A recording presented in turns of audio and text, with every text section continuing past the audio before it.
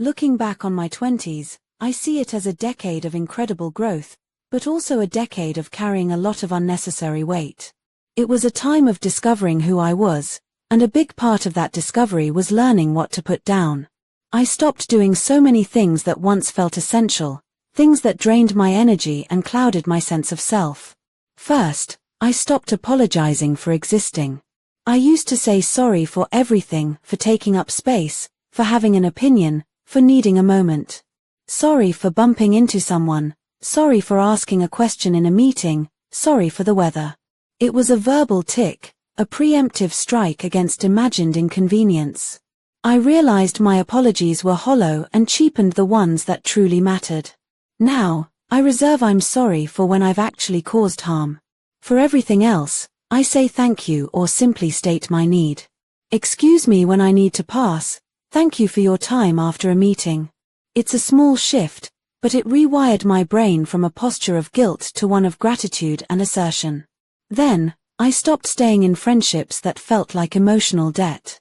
In my early 20s, I clung to history, the shared dorm room, the inside jokes from college, the sheer longevity of knowing someone. But some friendships had become transactional, draining, or just plain negative. I'd feel guilty for even thinking of drifting away. I stopped forcing connections that required me to shrink myself, to censor my joys, or to be the sole emotional support system. I learned that quality over quantity isn't just a cliché, it's the foundation of peace. Letting go of those old, heavy ties made space for friendships that are reciprocal, uplifting, and built on who we are now, not who we were. I also stopped comparing my behind the scenes to everyone else's highlight reel. This was a huge one. My 20s coincided with the rise of social media, a constant, curated feed of other people's engagements, promotions, vacations, and perfect skin. I would measure my messy, non-linear journey against their polished snapshots and always find myself lacking. I stopped scrolling through those feeds with a sense of lack and started curating my own. I unfollowed, muted, and logged off. I began to understand that comparison is the thief of joy, but more than that, it's the thief of time I could have spent building my own unique life instead of envying a fictional one. Another thing I quit was waiting for permission.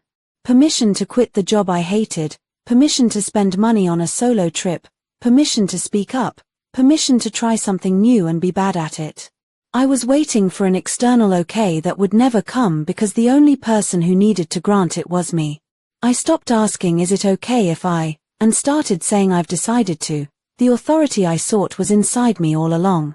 Taking ownership of my choices, without seeking validation, was terrifying at first, but it's the single greatest source of my confidence now. I stopped neglecting my own self-care, mistaking burnout for a badge of honor. I used to wear my exhaustion like a trophy. Busyness was my identity. I'd skip meals, sacrifice sleep, and push through stress until I got sick or had an emotional breakdown.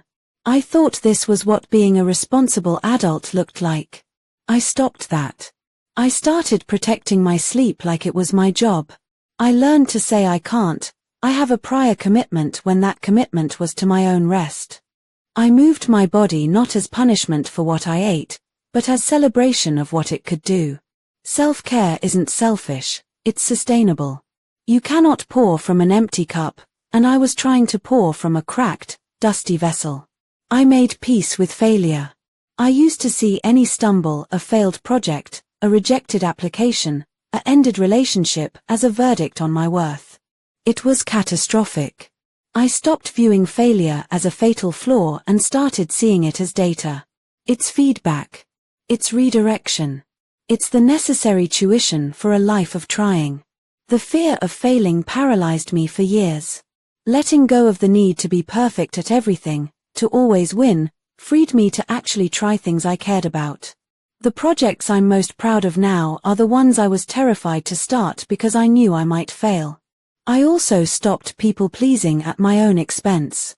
This is the cousin of waiting for permission and over-apologizing. I was a chronic yes woman.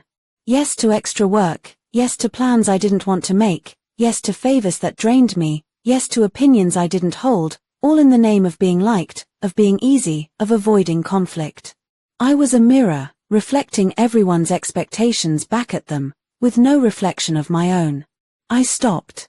I learned to say no, firmly and kindly, without a novel of excuses.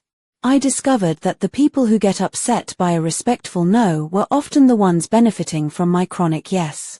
Setting boundaries isn't about building walls, it's about defining where the garden ends and the sidewalk begins. It's how you protect your own growth. Finally, I stopped believing I had to have it all figured out. The pressure in your 20s to have a 5-year plan, a soulmate, a flawless career trajectory, and a skincare routine that defies aging is immense. I carried the anxiety of an unfinished blueprint. I stopped pretending I had a map and started embracing the journey. My 20s were for exploring, for experimenting, for getting messy and curious. It's okay not to know. It's more than okay, it's honest. The figuring out is the point.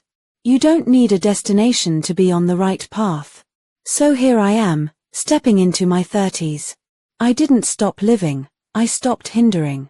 I traded a backpack full of guilt, comparison, and permission slips for a lighter load of self-trust, intentionality, and peace. These weren't losses, they were leaves I needed